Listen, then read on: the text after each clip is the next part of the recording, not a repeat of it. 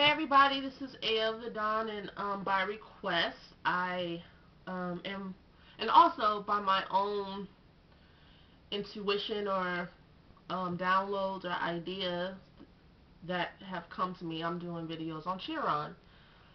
So we're going to start off with Chiron in the first house. Chiron is the wounded healer, the asteroid that is in relationship to Virgo energy. There's a lot of information about Chiron. There's a lot of mythology about Chiron being a horse figure. Um, and there's also a lot of unknowingness about Chiron as well. About like what to do with it or how to work with it and what is it? Is it connected to Virgo or isn't it? You know, um, and some people say it's your Achilles heel, which is another archetype in mythology. And so, from my contemplation and observation, the other day I was doing a reading, astrology and tarot reading for a client, and I noticed that Chiron was transiting her Chiron in Leo in the 12th house. And she also had other aspects. I can just look at my notes because I write notes before I get with people. No. Her north node was conjunct the transiting north node in the 12th house in Leo. But she had Chiron, which was squaring her north node in the 10th house.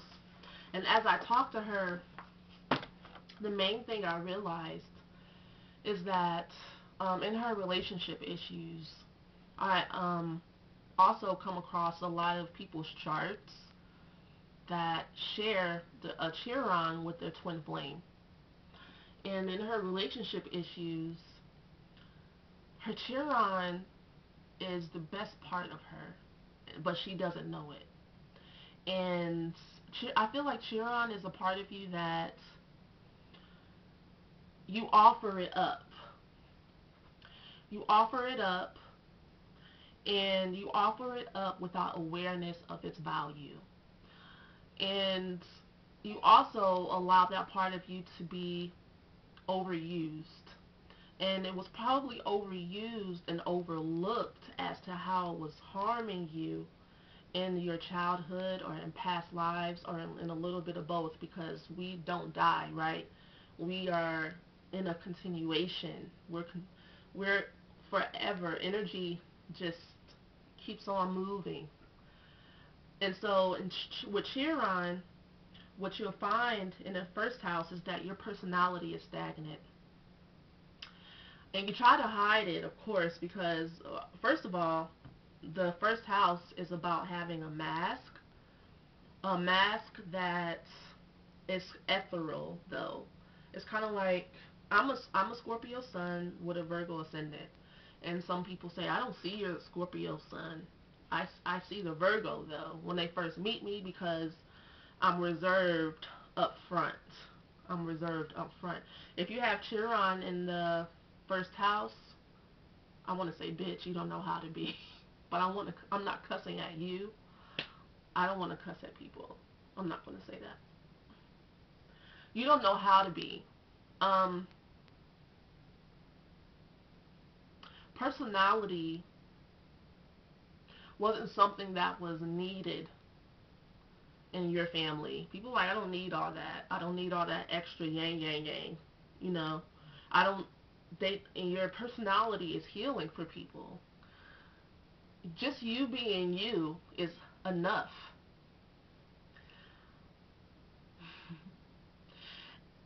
And I'm taking these pauses because that would be something that would be hard to wrap your mind around, because your first house is already like shrouded in a cocoon of mystery. You don't know how you come across to people. You can't help, honestly, how you come across to people. you don't talk to you. It's almost like you need to um, talk to you across from you to see how you come, and then you'll be like, oh, I get it. You need to get it. You need to get what your work, that you are what you're working with. That your first impression is the bomb. You don't need to work on it. You're probably always like reading self-help, self-help, self-help, self-help. Oh my gosh, oh my gosh, oh my gosh. Like, I feel like Chiron in the first house is probably one of the hardest positions. And shout out to the subscriber. All I remember is that your name is Manji. It might be Manji Beauty, Buuty. Thank you so much. It was definitely synchronicity that you asked me to do this video because I was thinking about doing Chiron. So, yes. Yes. My insight is that Chiron in the first house is really super hard. Um, Misunderstood. You don't feel like you belong anywhere. And how could you? Because everywhere you go, you run into yourself. It's like you're always constantly being triggered, and you can't hide it, and you can't run, and you can't hide. So I would imagine that you would sacrifice your true personality a lot just to meld in with everybody else. Because if it's true that Chiron is connected to Virgo, then Virgos are pretty mutable, and you might end up in some funky relational situations that have nothing to do with who you really are, and it might lead you down a path that isn't great for you, but at the same time, you thrive in any situation you're in because Chiron is really good at smushing itself down. You can still function in the ways that you're not functioning in. Do you understand what I'm saying? It's like you're living on top of your wound. So the personality that you're living with is sitting on top of your true personality. And I wrote some notes here. Chiron is the why isn't anyone listening to me syndrome. So in the first house, you will feel like, why can't people see who I really am? Why can't people see? It's like you're always like the drama queen, king. So you might want to get into acting. That might help soothe that feeling that nobody sees you for who you really are. Because in acting, take some acting classes because you have to explore. You need to explore your true essence, and it needs to be brought out organically. It needs to be allowed to be brought out. The thing about anything with wounds and healing, wounds need to be allowed to exist the way they are first, because you can only start off from where you're at. You can't start off at the end result. And there's no cognitive way. Maybe you can, if you're like me, then you can kind of sense the end result and then hold that in your awareness and put your wound towards that area. And now that takes a lot of skill and some awareness focus, and that's kind of like my specialty and what I help people do and what I do with myself and my energy. So you could hold a resource or maybe of someone or a situation where you most felt like yourself. Sense that sensation in your body and hold that sensation while you feel the not self, the part of you that just feels like, it's like a shriveled up prune. I think about those little thingies, those little mermaid and mermen that Ursula beamed down into the ocean. They were all shriveled up and pruned out and unrecognizable, and that's a lot of times how our wounds feel inside. They just feel like, I'm shrinking, and the only place to start off with them is to love them the way they are. So, and the first house is also about movement.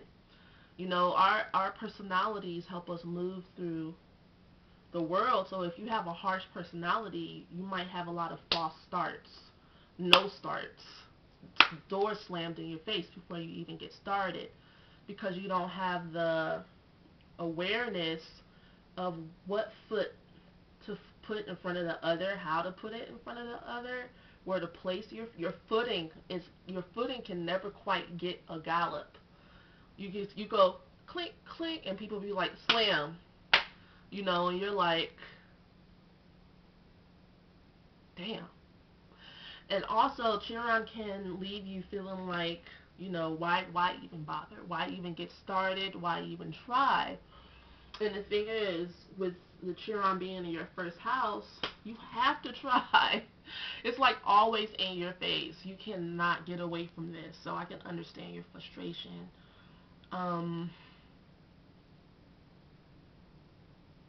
What a challenge. That's a really big challenge for you this lifetime. Let me see.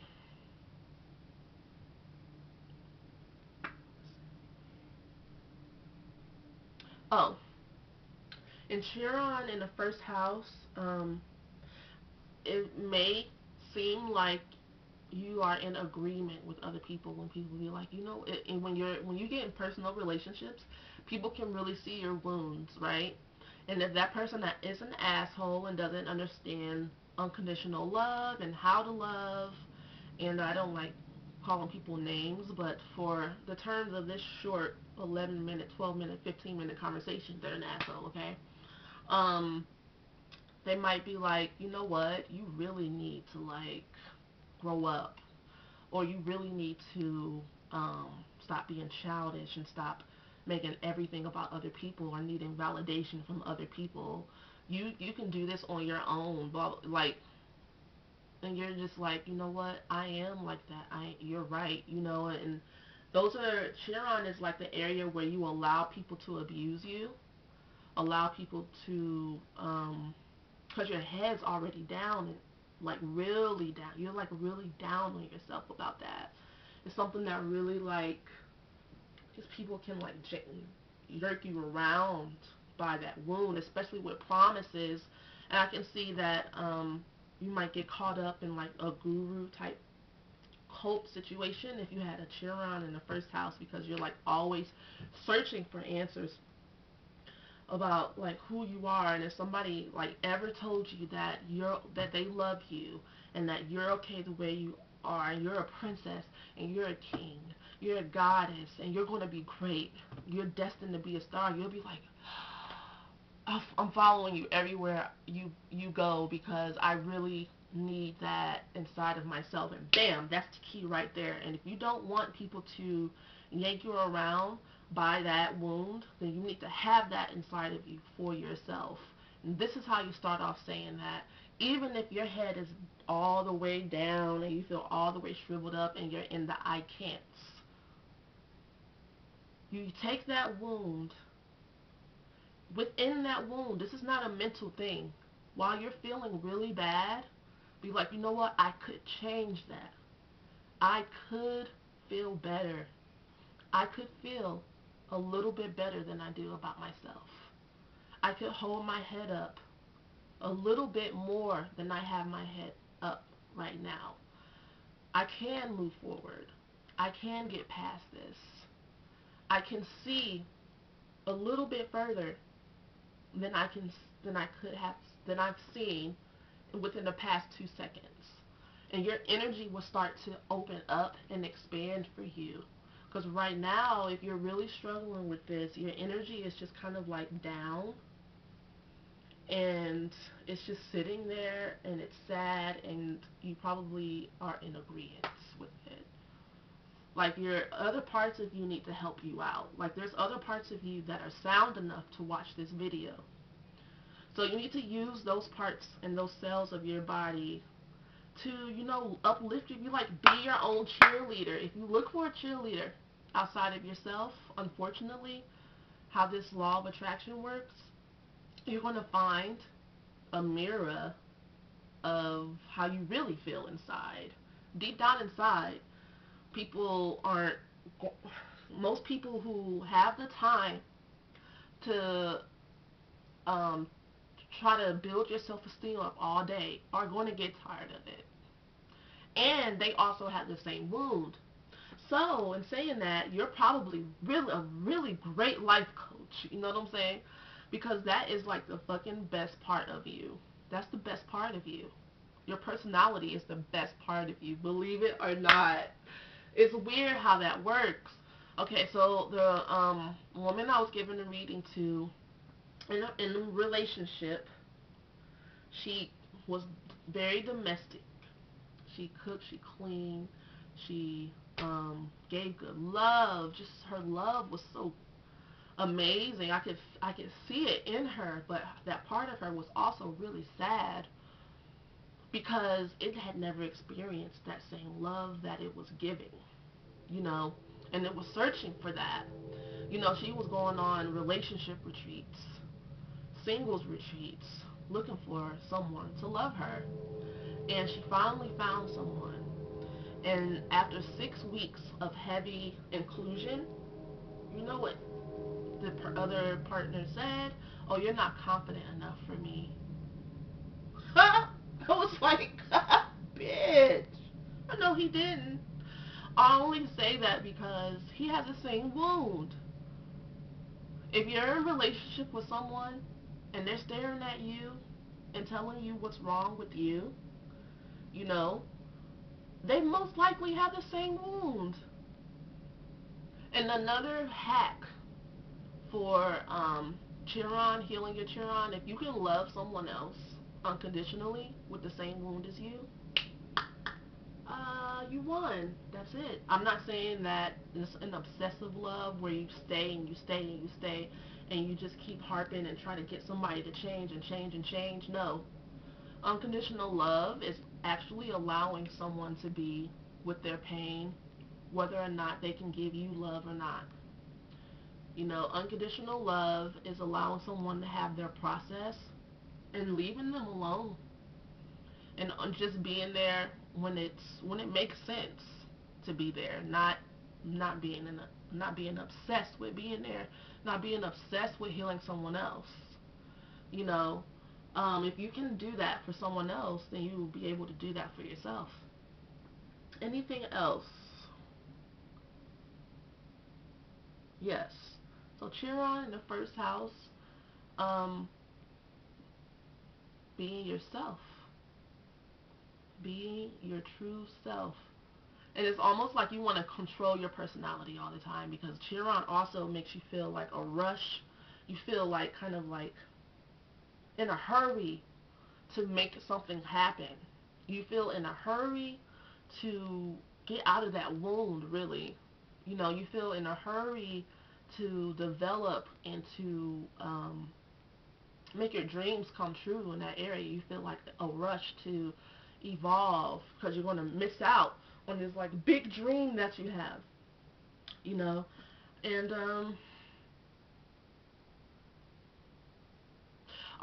in order to get out of that rushy pressure, I can't sleep, I need to heal this, I'm obsessed, tell yourself that, you know what, I can be myself. I can be myself. And Chiron makes your life super dramatic too. You're probably making it worse than it actually is.